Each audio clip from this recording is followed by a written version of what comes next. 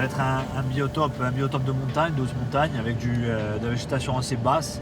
Hein, on va chasser entre 1006, 1004 jusqu'à 1800 mètres. On est en pleine saison, donc plein début de saison. Donc il n'y a pas de raison. Hein. Le temps est doux, le terrain est réceptif, il n'y a pas eu de gelée pour l'instant. Il fait bon, il fait doux. Le climat s'y prête, il y a eu de l'eau, normalement il n'y a pas de souci. Hein. Bien sûr, le but c'est de monter chasser, mais aussi la balade, l'esprit montagne, l'esprit sportif, de partir, de marcher, de randonner en haute montagne.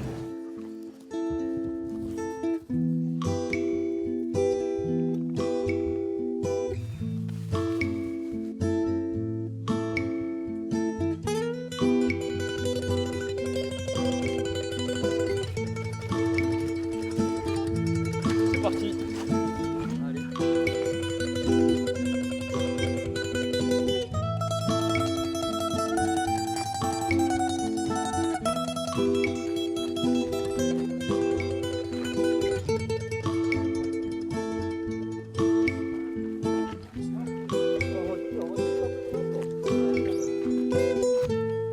On va chercher les premières pauses, les premiers instants où la bécasse arrive sur le territoire. Hein, et on va peut-être trouver sur des oiseaux qui sont arrivés quelques heures avant. Hein.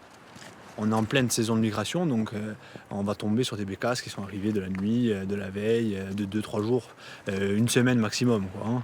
C'est bien pour ça que c'est une période très furtive. Il faut être dispo sur le moment, il faut prendre le bon créneau météo pour pouvoir aller sur les sites très rapidement.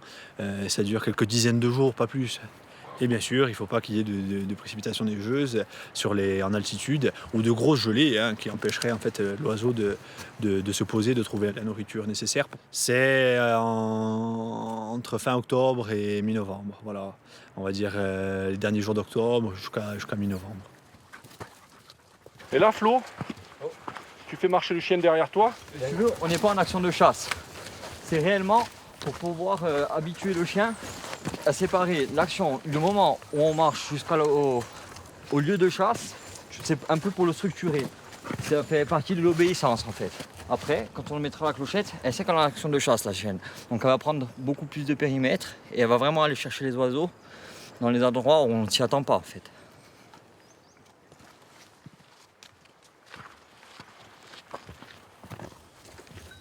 Là, on arrive dans la forêt de pins, hein, de pin Larich.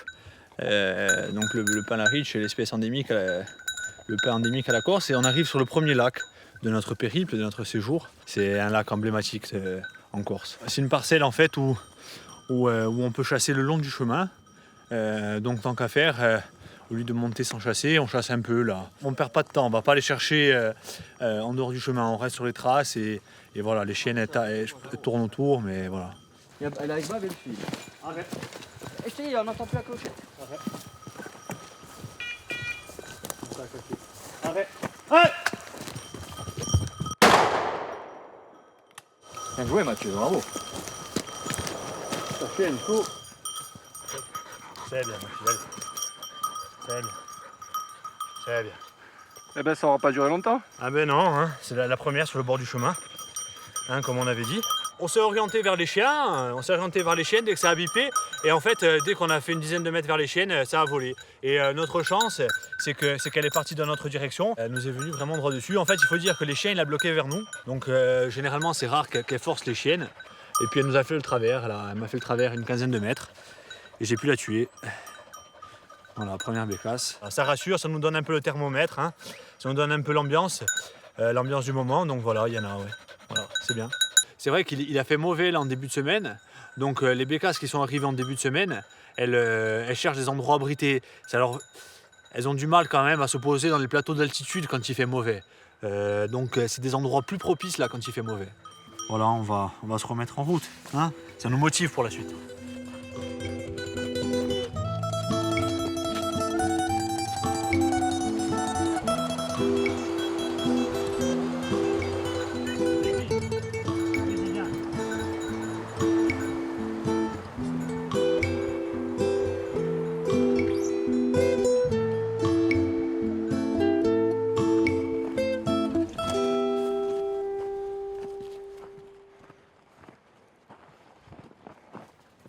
ce refuge en fait, il s'éloigne au fur et à mesure qu'on avance, non? On s'y approche, on s'y approche. Il est dans le brouillard actuellement. Il nous reste plus grand chose en dénivelé, hein. Il nous reste une centaine, voire 200 mètres de dénivelé. On y est presque là, on est à une petite heure, hein. Un dernier effort et on y est. Encore 1 heure, mais c'était 1 heure déjà il y a 1 heure. C'était une grosse heure. Maintenant on est une petite heure, hein.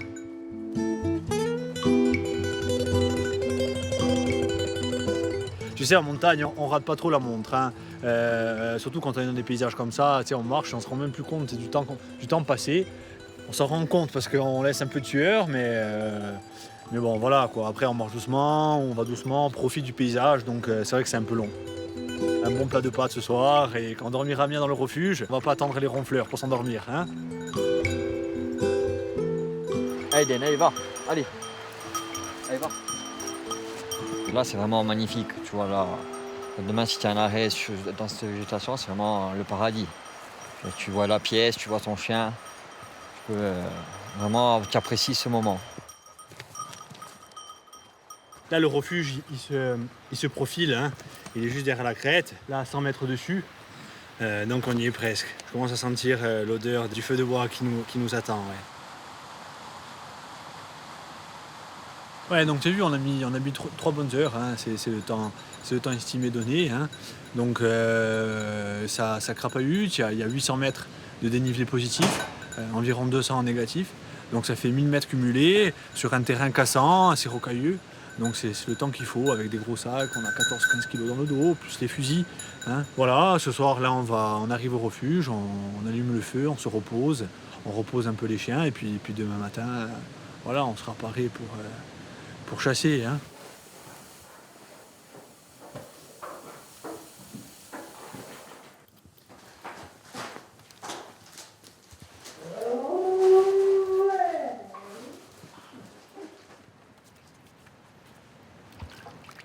Le ciel a été dégagé toute la nuit, tout était bien étoilé. Et comme on est vraiment en période de pause, on risque de trouver des pauses carrément de la nuit. Allez. Aujourd'hui, on risque de s'amuser un petit peu, je pense. Au moins, on aura le plaisir pour le paysage. Ça va être agréable.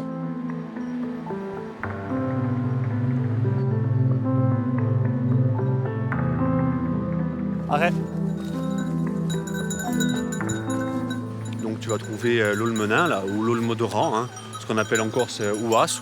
C'est en fait le biotope classique là, de montagne à cette altitude-là, entre 1600 et 1800 mètres. Et la bécasse s'y tient, elle se sent bien protégée là-dedans et ça crée de l'humus. Et voilà, elle peut picorer et manger, se nourrir là-dedans. Donc on va la chasser là-dedans exclusivement dans ce biotope-là, hein.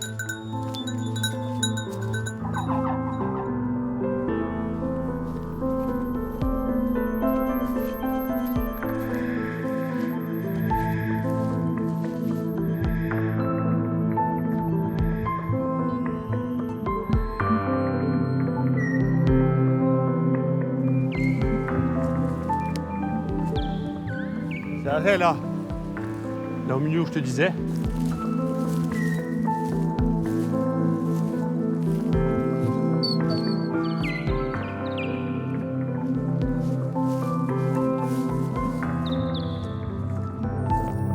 Elle est là dans les genévriers, elle est bloquée. Je veux la faire couler mais elle veut pas. Ça va voler. Allez, vas-y, allez.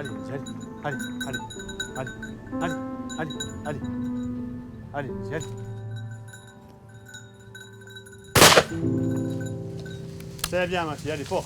C'est bien, allez. Allez, viens. Viens là-haut, c'est bien. Allez, viens. Viens. Va vite. Viens ma fille, viens. Allez, viens. Donne, c'est bien. Lâche. C'est bien. Viens, va vite. Eddie, va vite, viens. Voilà. Bécasse de montagne. 1700 mètres d'altitude. Voilà, hein, donc on sait qu'il y a des bécasses à cette altitude. Tu vois, le biotope classique, on en parlait tout à l'heure. Aulmenin, Aulmodoran, les basses. On a vu la chaîne, elle a pris d'en bas. Une action de 10 minutes, un quart d'heure. Où ça a bipé. Elle a remonté en fait la bécasse jusque dans les genévriers. Et elle est venue se faire bloquer dans les genévriers, dans ce genévrier nain en fait, hein, où là c'est vraiment dense, où le chien, on a vu, la jeune chienne, elle ne voulait pas y aller tellement c'était dense et piquant. Et la béca se fait bloquer là-dedans, elle était à même pas 1 mètre devant le nez du chien. Tu as vu, elle est partie, elle rase le sol, elle fait des petits virages comme ça, donc il faut être vif sur le tir. Hein. Et puis elle prend vite de la distance, hein, donc voilà. Hein. Un beau cadre, un beau tir, une belle action de chasse. Voilà le plaisir. Hein. Après 3 heures de marche hier, 2 heures ce matin, et puis on est récompensé. Surtout les chiens, hein, surtout les chiennes. Il faut du mental pour le chasseur, il faut du mental pour les chiens. Et la chasse en montagne, c'est vraiment l'esprit sportif. Ouais.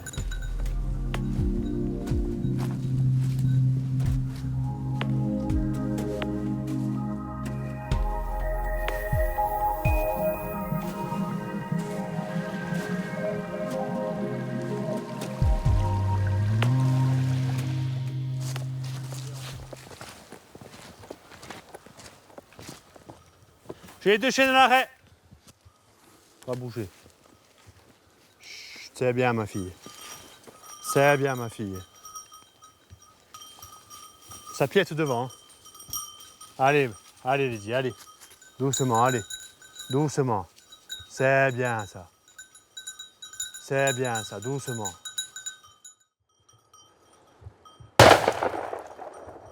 Maintenant on commence un peu à en trouver parce qu'en plus on longe un peu la rivière, donc c'est un peu plus humide.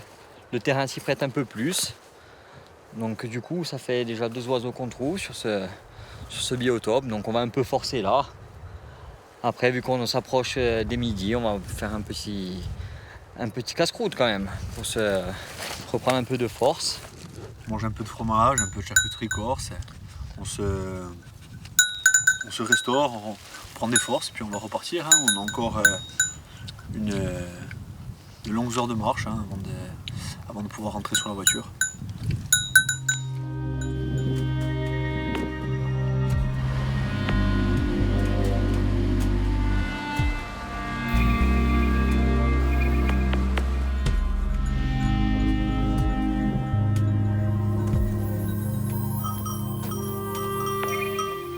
On va rejoindre encore les coulées d'Onnenin pour essayer de retrouver une bécasse en bordure de rivière. On est sur le retour quand même. On est plus sur la fin de journée que sur le début, mais on a encore quelques trous à exploiter. On va quand même essayer de se trouver un oiseau. Hein. Malgré la fatigue des chiens, s'il y a un oiseau, on risque de surtout pas lui passer à côté. Comme il a eu le temps de s'alimenter et de laisser des traces, des émanations, on risque vraiment de ne pas passer à côté de la bécasse. Là. Donc c'est pour ça qu'on va continuer.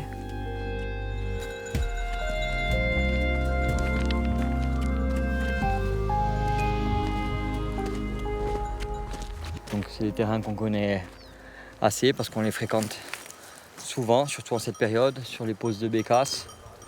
Puis c'est des paysages à part. On rencontre quasiment personne, on est seul. En plus aujourd'hui on a une luminosité exceptionnelle quand même. Il fait très très beau pour un mois de novembre. Arrêt. Mathieu, arrêt.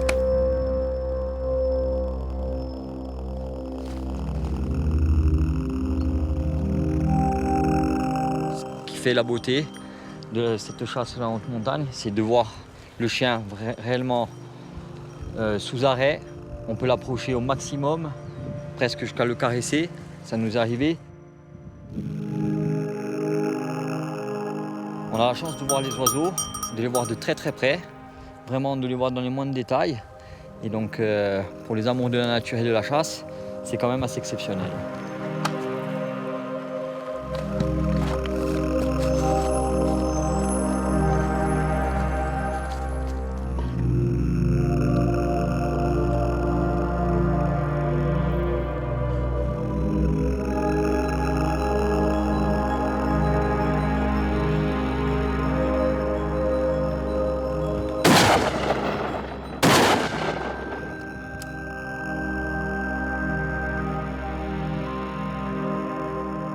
Les oiseaux qui sont arrivés, ça, c'est qui viennent de se poser, qui se posent un peu n'importe où et qui n'ont pas d'endroit, qui n'ont pas de remise C'est pas leur place encore. bien fixe. Ça fait que le moindre chose qui les dérange, ils voyagent et Elle porte un peu n'importe où. Alors, je monte sans clochette, sans rien là. Ouais.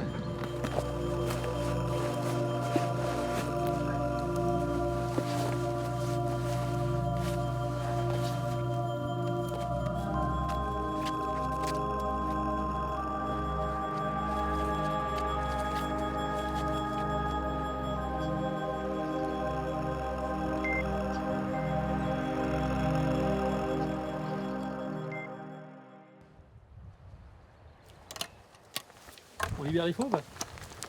Libère.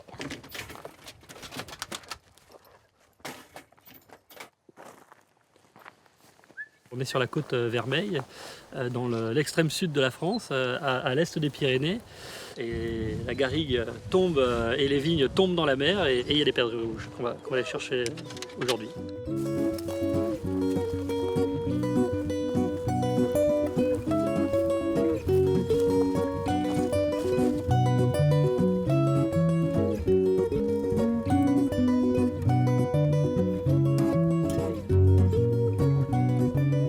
C'est un décor qui est assez sympa en effet, inhabituel pour moi en tout cas, mais disons que ça gâche pas la fête quoi.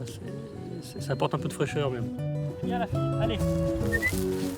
C'est un des plus beaux territoires sur lesquels j'ai chassé depuis de nombreuses années.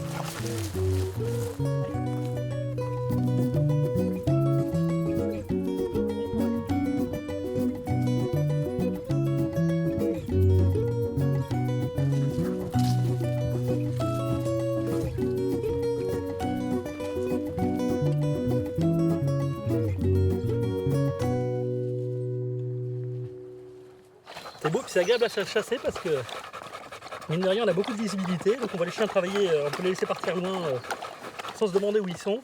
Oui, effectivement, là vous chassez sans cloche, sans bip. Non, ni cloche ni bip. Alors, on voit très bien les chiens jusqu'à une centaine de mètres, voire plus, parce que les vignes sont assez clairsemées, sont pas très denses, assez basses. Et même la garrigue est assez rase, donc du coup on n'a aucun inconvénient, aucun problème pour voir les chiens chasser. C'est encore une fois confortable et assez sympa quoi.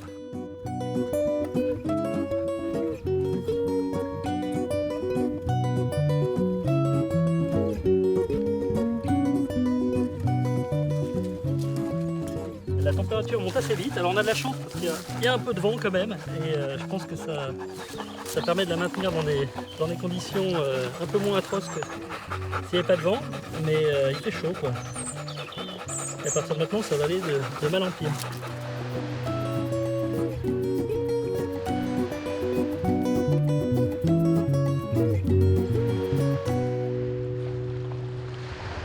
On s'arrête pour faire rafraîchir un peu les chiens parce que mine de rien la température monte très vite, les chiens commencent à chauffer quand même. Voilà, et donc finalement on peut perdre du temps en faisant baigner les chiens, mais en fait on en gagne un peu. On recharge un peu les batteries, voilà, avant d'attaquer la suite.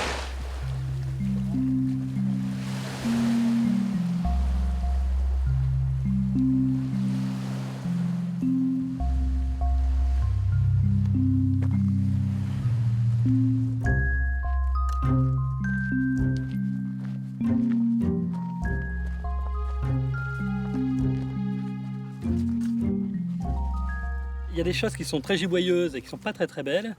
Moi personnellement j'aurais tendance à préférer des chasses peut-être moins giboyeuses mais où le cadre est joli. Je trouve que c'est important de chasser dans un bel endroit et là on est servi quand même.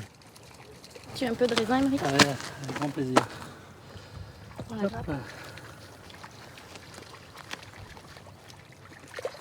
Alors les perdreaux? Ils sont encore vivants, quelque part, dans l'immensité. On va les trouver, hein. Lucie a promis qu'elle en tuerait un. Moi je me suis pas avancé mais Non, moi c'est mon objectif de la journée. Lucie ne rentre pas à la maison tant qu'elle n'a pas tué un perdreau rouge.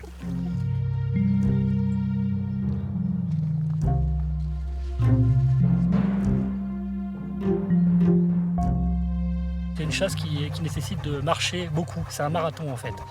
Voilà, il n'y a pas de petites rencontres comme ça aléatoires, il faut les chercher, il faut les pousser et puis il faut être prêt au moment où on arrive à les bloquer. C'est une des chasses qui nécessite le plus de ténacité. Voilà.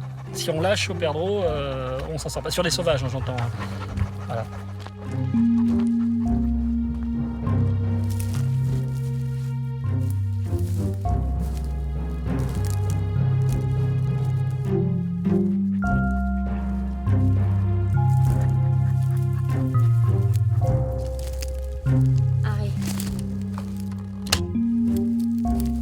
un bel arrêt, corail sur la gauche, Leven sur la droite. Ils ont pris en tenaille, mais les perdreaux ont piété parce que dans ce petit couvert là, finalement, ils arrivent très bien à partir et puis ils prennent vite 40 mètres. Donc quand les chiens sont à l'arrêt, on peut être sûr que les perdreaux sont au moins 20, 30, 40 mètres devant. Mais ils sont partis d'ici, voilà. Et effectivement, il y a des traces de pouillage. Voilà, c'était calé sous l'olivier. Puis on a des oiseaux qui sont très sauvages, très véloces et visiblement très beaux aussi. Là, on a eu le temps de les apercevoir juste au-dessus des chênes verts. C'est du gros perdreau bien en forme. Ouais, ils sont descendus hein, comme ça, on va essayer de les rechercher. Evan, viens là.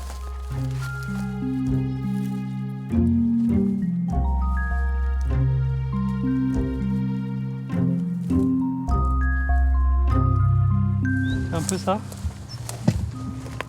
On va se caler là-dedans, là au frais. Il a volé sur le chemin là-bas. Donc on a levé les perdreaux dans le maquis sur la crête. Ils sont redescendus en direction de cette vigne. Probablement Corail a rencontré des perdreaux un peu plus bas dans le bas du maquis en redescendant vers la vigne. Il y en a un qui est parti vers les pins là-bas. Et probablement la compagnie a dû s'éclater. Ce qui n'est pas une mauvaise nouvelle parce qu'ils seront peut-être plus faciles à appréhender dispersés que tous unis. Le perdreau rouge sauvage, ça devient quand même rare parce que même dans les territoires où il est supposé y avoir du perdreau rouge sauvage, il y a souvent quand même beaucoup d'élâchés d'été qui sont faits, alors qu'ils sont des lâchers souvent plus qualitatifs que le perdreau sorti de la boîte, mais ça reste quand même des perdreaux qui ne sont pas complètement sauvages. Là, on sait qu'on est sur un spot où il n'y a pas eu un lâcher depuis très longtemps, et c'est quand même très agréable, ça donne un cachet quand même à la chasse. Qui est très appréciable. Alors j'ai hâte de savoir le goût que ça a aussi dans l'assiette parce que ça devrait pas être mauvais non plus, mais pour ça il faut réussir à en choper un.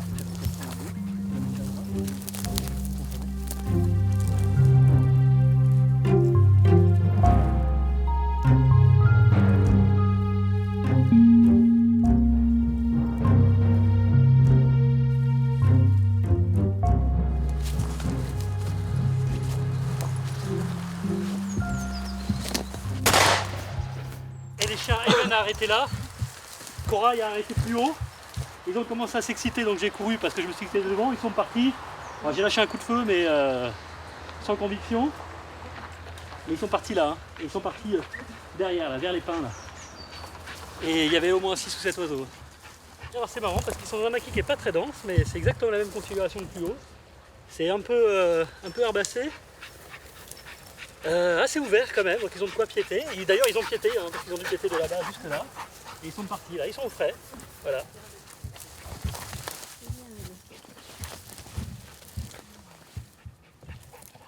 C'était une occasion de tir qui est quand même un peu du sauf qui peut quoi. C'est-à-dire qu'on n'a pas le temps de voir les perdreaux, on tente, si c'est dedans tant mieux, si c'est pas dedans on aura au moins tenté. C'est bien Coco. Allez. On espère qu'en fin d'après-midi, on va réussir à les bloquer quand même, peut-être plus efficacement, parce que là, ils sont très fugaces et volatiles, comme on dit. Alors pour l'instant, les perdreaux gagnent. Mais on en a vu quelques-uns quand même, ça remotive. C'est marrant parce qu'on les a cherchés beaucoup dans les vignes. Finalement, ils étaient à l'ombre, tranquilles dans le maquis. Et là, on les a levés 3 fois de suite, finalement. Alors on ne sait pas du tout si on suit la même compagnie ou si on tombe à chaque fois sur une compagnie différente. Mais ça remotive. Mais ils sont malins, hein, c'est-à-dire qu'ils se méritent.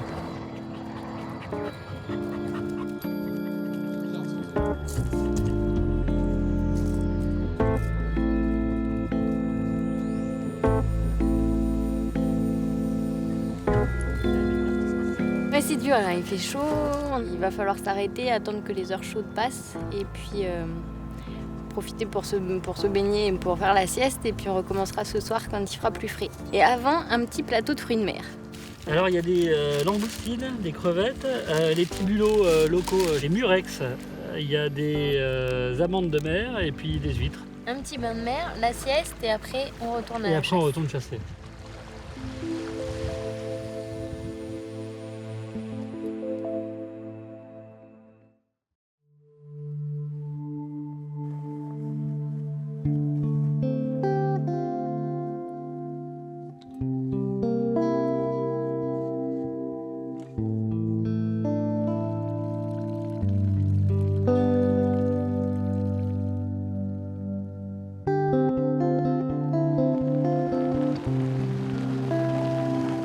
Donc nous sommes à Abriès, nous sommes dans le Queyras, dans l'avant-dernière commune du Queyras.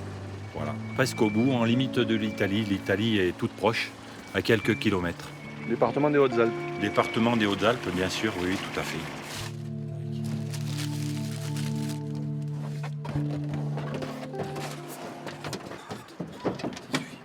Alors donc nous allons commencer ce matin par chasser la bartavelle pour commencer parce que les tétralyres en fait sont perchés le matin de bonne heure et le pied n'est pas très bon, donc on va commencer par la bartavelle qui est dans un milieu beaucoup plus ouvert et après quand il fera un petit peu plus chaud, je pense vers midi, on attaquera à chasser le tétralyre.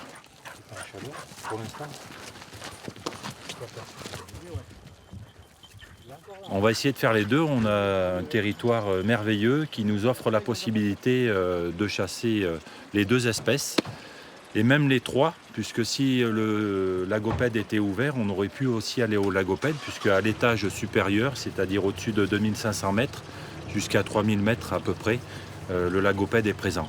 Mais cette année, comme la reproduction était mauvaise, et la chasse est fermée.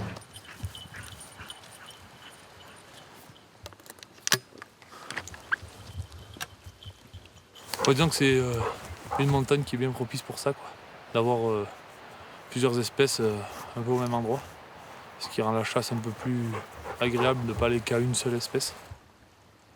Là actuellement on doit être à presque 2000 mètres, on va monter vers 2007-2008.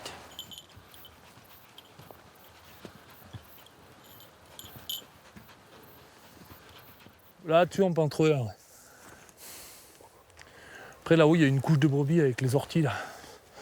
C'est là qu'ils avaient compté la première nichée. Ah d'accord, donc là il y aura les bartavelles peut-être. Là c'est très bon. C'est là au comptage qu'ils les ont vus, non? Oui. C'est là sur le mamelon là. Ah, voilà, où il y a la grosse pierre qui brille là, tu vois. Puis après monter dans ces casses là, c'est bon, hein, cette casse elle est bonne. Il y avait une nichée de 5, Ouais. 5 jeunes. Les bartavelles bougent beaucoup. Contrairement au tétralyre qui lui est plutôt sédentaire et casanier, il reste dans son coin. Il ne bouge pas trop de secteur. Les bartavelles, elles peuvent changer de vallée carrément. Donc on va essayer quand même de les trouver là où on sait où elles sont, mais c'est pas évident. Non.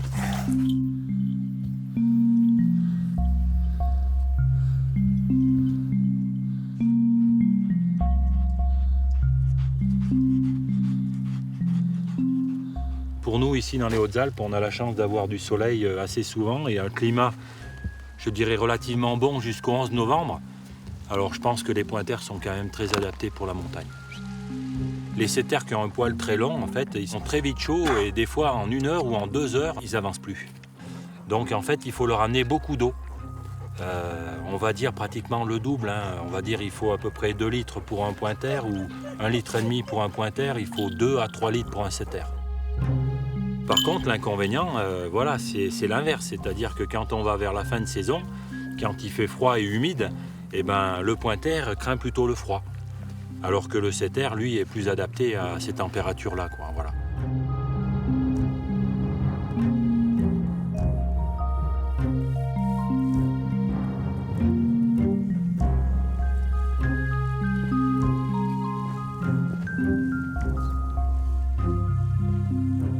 C'est important pour les chiens qui boivent d'entrée. Ils ont besoin de boire dès le début de la chasse, dès qu'ils ont soif. Il ne faut pas garder l'eau pour la fin. À la fin, ils n'en ont plus besoin et ils en ont vraiment besoin au départ. Après, si on manque un peu d'eau sur la fin, c'est pas très grave, mais il faut leur donner à boire au départ. C'est très important pour eux. C'est pareil pour nous, c'est valable aussi pour nous. Donc c'est pour ça qu'il faut boire, il faut bien amener de l'eau, il ne faut pas en manquer. En montagne, c'est essentiel, quoi. Et pour nous et pour les chiens.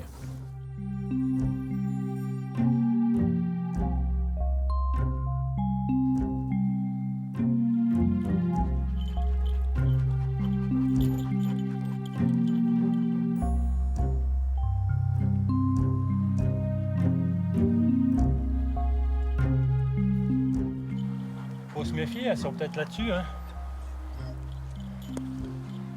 On va aller doucement. Allez, Urso. Allez.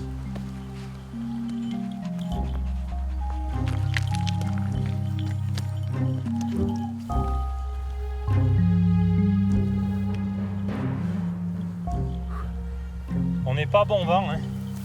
Hein? On n'est pas bon vent. Non. Le vent, il vient d'en bas.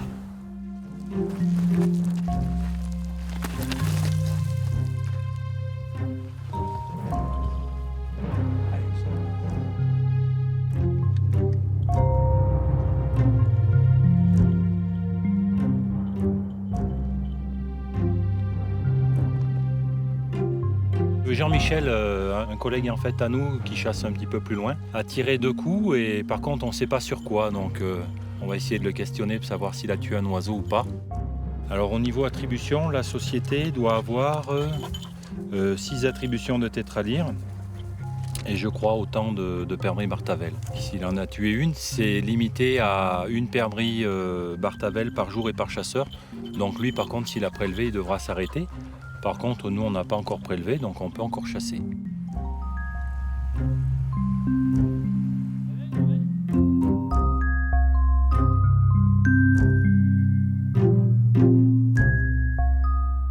Alors, on t'a entendu tirer? Et ouais, t'as vu Pierre? Oh putain, bel oiseau. Elle paraît pas bien grosse, mais... Elle paraît pas bien grosse, les couleurs sont déjà bien... Par contre, elle est pas abîmée par contre. Donc des fois, on peut confondre en fait une jeune perdrix Bartavel de l'année avec une perdrix rouge adulte. Tu vois la plume du flanc, on voit bien que c'est une perdrix Bartavel. Elle a 2 barres noires en travers. Voilà, alors que la perdrix rouge, elle en a qu'une seule. Et elle a le collier aussi. Voilà. Ils ont bien le collier Et aussi. elle a bien le collier, bien noir aussi. Par autour des yeux. Voilà. C'est la 4e rémige. 1, 2, 3, 4, qui est plus petite que les autres. Donc en fait, elle est en croissance. On appelle ça qu'elle est en mue. D'accord. Donc c'est un jeune de l'année. Si ça avait été un adulte, ça aurait été la première ou la 2e qui aurait été en mue. Donc là, la mue est effective, elle est terminée pour la 1 et la 2. D'accord. La première et la 2e rémige. Donc là, on a affaire à un jeune de l'année. Donc là, il a bien coché perdrix Bartavel. Il est en règle. Il a bien marqué la date, le jour, l'heure. Tiens Jean-Michel, bravo, bel oiseau. Merci. Si t'en as un petit, je veux bien. Mais bon, je vais chercher du sucre. Ouais. Tu vas chercher le chien ou le sucre? Les deux en même temps. Merci.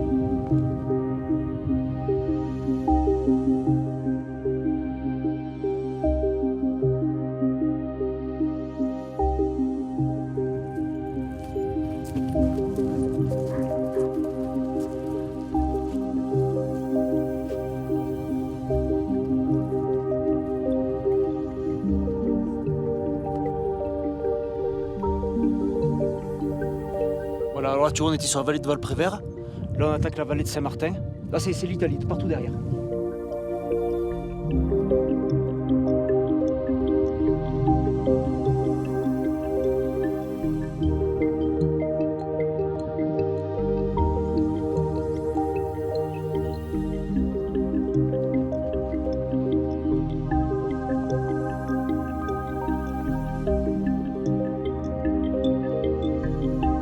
Là, on arrive dans un très bon secteur à Tétras.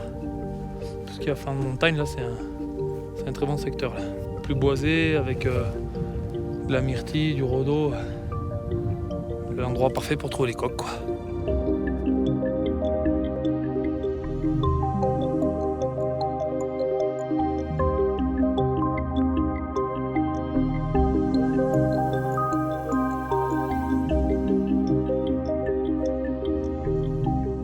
C'est bien, doucement. J'arrive. Il y avait une nichée là, avec sûrement que des poules. Le chien les a mis à l'arrêt et elles ont démarré, elles ont fait un petit vol, elles sont pas loin. Mais je pense qu'il n'y a que des poules dans la nichée. Ouais. Comme quoi, tu vois, quand il y a des oiseaux, les chiens, ils savent. Allez, Osso, ouais, c'est là. C'est là. Dans certaines nichées, il peut y avoir soit que des poules, soit que des coqs. Bon, en règle générale, quand même, la plupart du temps, c'est un peu mélangé, quoi. Il y a un peu des deux. Mais quelques nichées peuvent être faites soit de coqs, soit de poules. Voilà, c'est exceptionnel, par contre.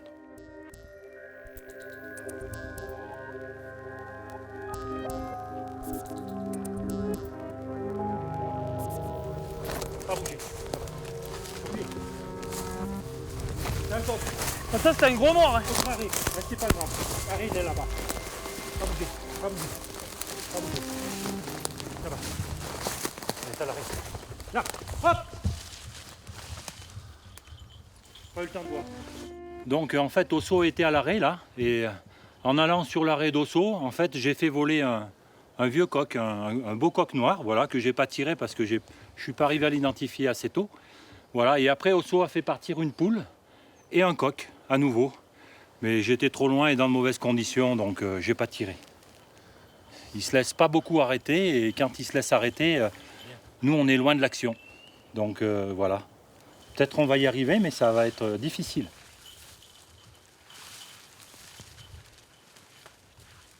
Je crois qu'on y est, les chiens ont bien compris en fait ce qu'ils cherchaient et ils sont à fond là. Et nous aussi. Allez, go! Allez, allez au pot, c'est bien ça. Puis moi je suis un peu moins fort quand même au tétra, faut le dire, qu'à la Bartavel, parce qu'à la Bartavel c'est un tir d'instinct, on tire très vite. Alors qu'au tétra, il faut vraiment juger si c'est donc un jeune ou pas, s'il est maillé ou pas. Voilà, et si c'est donc vraiment un coq ou pas. Donc voilà, il faut vraiment attendre pour tirer. Et moi, je suis pas très fort quand on attend trop. Voilà, et souvent, quand j'attends trop, je tire même pas. Ce qui est arrivé là 2 fois. Bon, j'avais peur de faire une bêtise et je veux pas en faire. Voilà.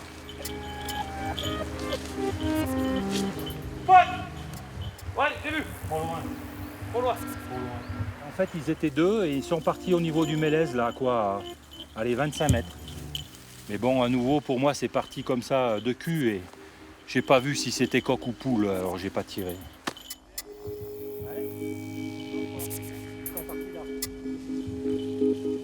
Ce sont probablement les mêmes oiseaux qu'on relève plusieurs fois.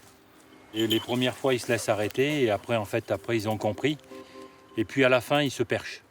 Hop! Et là, au perché, pour les chiens, c'est fini, quoi. Il n'y a plus aucune chance, ils partent de loin, et on les entend simplement voler. Donc on n'a plus de chance.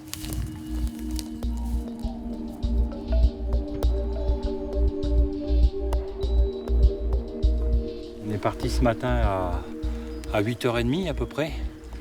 Et là, il ne doit pas être loin de 5h du soir. Et depuis, on marche. On aura fait vraiment beaucoup de dénivelé aujourd'hui. Beaucoup. Putain, moi je suis content, hein, ce qu'on a vu. Ça n'a pas réussi trop, mais on a vu du gibier, c'est cool. Belle journée, beau temps. Moi, je préfère voir beaucoup de gibier comme ça et pas prélevé, puis que les chiens aient en fait eu des occasions, qu'arriver à prélever une fois et puis rien voir d'autre, quoi.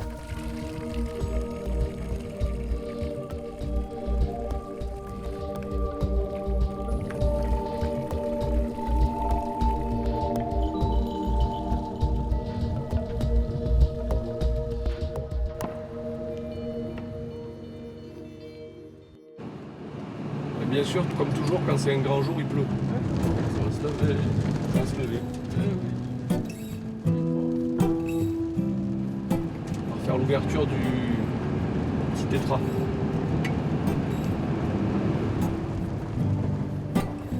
Ça grimpe là. On le dit, ces oiseaux d'Aïd là-bas.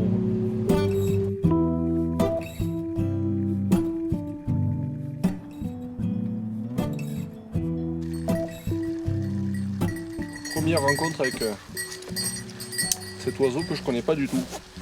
Même si je connais un peu le grand, le petit tétra, moi pas connaître. Ça s'annonce pour être pentu. On est bien, on a le vent manger là.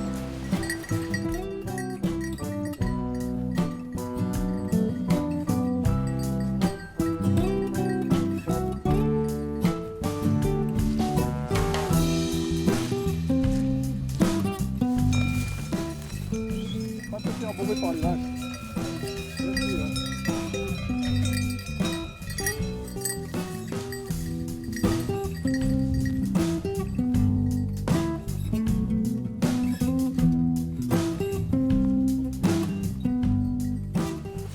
D'une grande chance avec la météo depuis ce matin, mais ça a l'air de vouloir s'ouvrir un peu. Une belle lumière par contre et un beau paysage et un vaste territoire.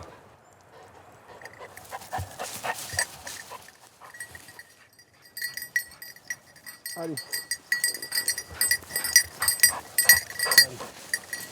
Pas de mauvaises conditions climatiques pour le chien parce qu'il ne chauffe pas. Mais pour nous c'est compliqué parce que ça glisse et on se trempe.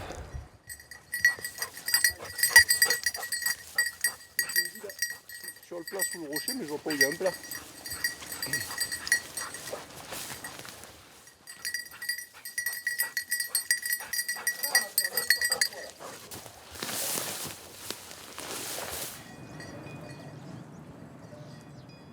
Ici, on peut chasser à la fois le petit tétra, le tétralyre, le petit coq de bruyère, c'est le même, hein, et la bartavelle. Il y a des bartavelles ici. On en a levé l'an dernier. L'an dernier, on est venu au chamois ici au mois d'octobre, il faisait très chaud. Et là, on vient au tétralyre au mois de septembre l'année d'après, il fait froid. Ceci dit, je sais pas combien on est là, mais on doit être à 2000 à peu près. On va pas s'arrêter trop longtemps parce que le chien risque de prendre un peu froid là.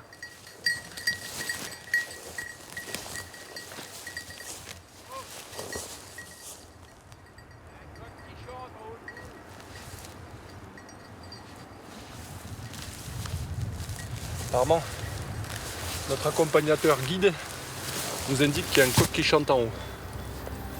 Alors on va y aller.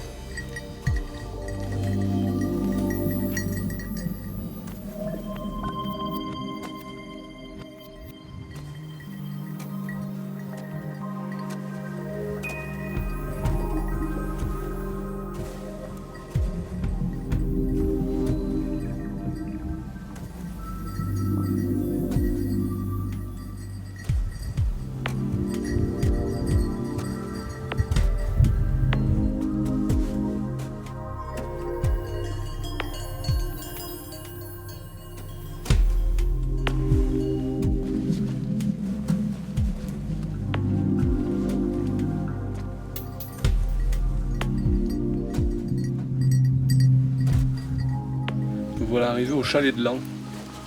Le temps est encore en train de changer. On a une belle vue là, à 360. C'est beau. Les marmottes sont encore dehors. On les entend siffler. Mais les tétras, là, il y a autant de myrtilles que l'an dernier.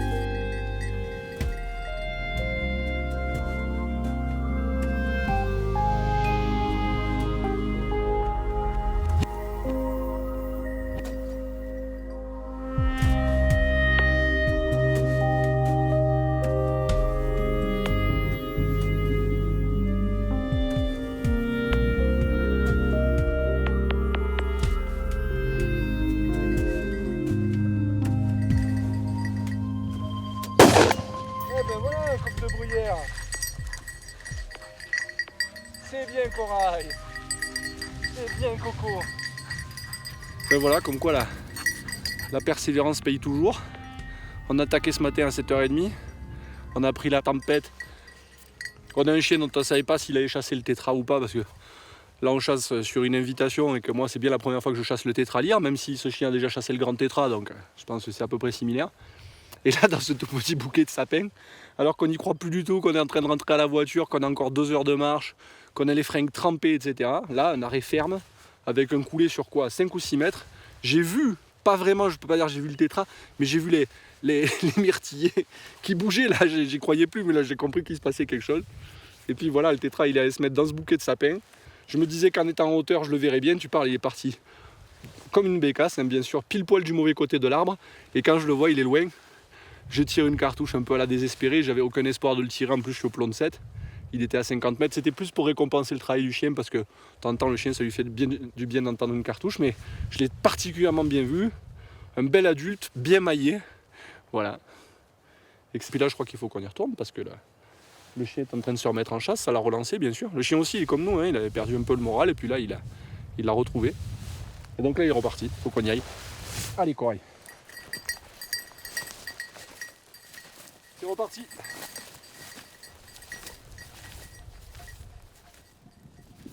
Si on veut parler d'une chasse exceptionnelle au chien d'arrêt, là, c'en est une, quoi. Puis c'est un gibier qui se trouve soit dans des rhodos, soit dans des myrtillers. Et donc il s'arrête bien, quoi. Dans des milieux ouverts, alors on a la chance de voir. Moi qui suis habituellement un bécassier du maquis, ça me change un peu.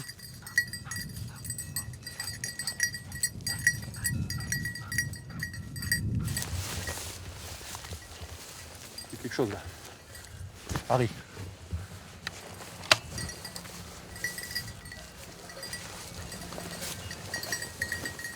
Putain, ça a relancé le chien.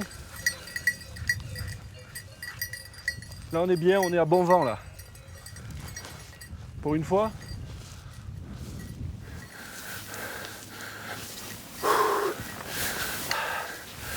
Le cœur qui bat à 200.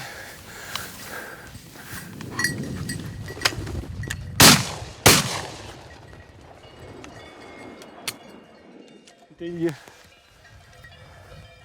Tétra. Tétralyre mâle adulte. Bien le chien là. Le premier a été tiré de trop loin sans trop y croire. Et le deuxième, il est là. Viens Coco. Viens. Alors là on n'a pas le droit de le déplacer. Viens là le chien. Oh là là, il est magnifique. Viens ici Corail. Corail. Viens là. Viens ici. Là. Il est un peu jaloux le chien parce qu'il y a le caméraman. Viens là. Là. Ah, il faut que j'y aille. C'est bien Corail. C'est bien. C'est bien le chien. Ah, je le crois pas. Mon premier tétralyre que je tue de ma vie. Hein. C'est indescriptible. C'est de la chance. C'est de la volonté quand même aussi. Il y a de la volonté à venir se peler avec un temps pareil, des montées pareilles. Puis on a un chien de grand sport là qui envoie quand même un peu du pâté. Faut le suivre en dépendre comme ça. Donc. Après, on n'est pas payé que par la beauté de cet oiseau, hein. On est payé par ça aussi. Hein. On a un paysage extraordinaire. Il faut savoir que c'est un vestige de l'âge glaciaire, cet animal-là, hein, quand même. Hein. La Fédération des chasseurs de Haute-Savoie se bat comme une brute pour maintenir quelques attributions. C'est bien, mon chien. C'est bien, le chien. Ouais. Ça, c'est grâce à lui, ça. Ces petits chiens, c'est tout chassé, en fait. Hein. Un chien d'arrêt, quand ça chasse, après ça chasse tout, en fait. Hein. Tu le mets au perdreau, il fait la bécasse. Oui, mais il faut qu'on marque ce tétra. Voilà, ça c'est le carnet de prélèvement qui indique le nom de la CCA et qui indique que nous sommes bien sur le territoire de cette ACCA et puis de la Fédération des chasseurs de Haute-Savoie. Ça c'est le bracelet de pré-marquage, hein, si je comprends bien. Donc, hein. Voilà, il faut savoir que c'est un oiseau qui se portait très bien après la guerre, jusque dans les années 70-80. L'abandon du pastoralisme lui avait beaucoup profité. Ça a été l'âge d'or du tétralyre et du grand tétra dans les Pyrénées. Et puis les milieux se sont refermés, les alpages aussi, les estives, et au bout d'un moment, ce sont des oiseaux qui ont décliné fortement. Il faut savoir qu'aujourd'hui, on estime qu'il y en a entre 17 000 et 20 000 dans les Alpes. Il y en aurait plutôt 50-60 000 il y a 20-30 ans. Et dans toutes les Alpes. Hein. Et ils déclinent notamment beaucoup dans les Alpes du Sud et sur la périphérie de l'arc alpin, même du Nord. Il se porte plutôt mieux dans les Alpes internes du Nord, comme peut-être ici en Haute-Savoie. C'est un oiseau qui quand même bénéficie aujourd'hui bien des efforts de gestion des chasseurs et pour lesquels la Fédé, notamment de Haute-Savoie, la Fédé de Savoie, la Fédé des Hautes-Alpes font beaucoup d'efforts.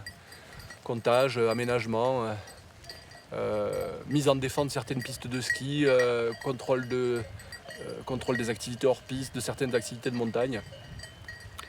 Ici, là, on a un retour du pastoralisme qui sûrement va bénéficier à l'oiseau parce que ça va réouvrir les estives, permettre aux myrtillers de... Là, on voit il y a beaucoup de myrtillers, des belles landes à myrtille. Donc c'est une chasse exceptionnelle dont on aurait pu penser à une époque qu'elle allait disparaître, notamment parce qu'elle ne plaît pas beaucoup à certains écologistes très idéologiques. Mais finalement, en rationalisant les prélèvements, en démontrant qu'on est quand même des gestionnaires de la faune sauvage, et ben on arrive à la maintenir cette chasse. Il faut savoir qu'il nous reste bien 1h30 de marche, sous la pluie, donc on va y aller. Allez, on rentre, Corail, c'est fini. On rentre, c'est bon.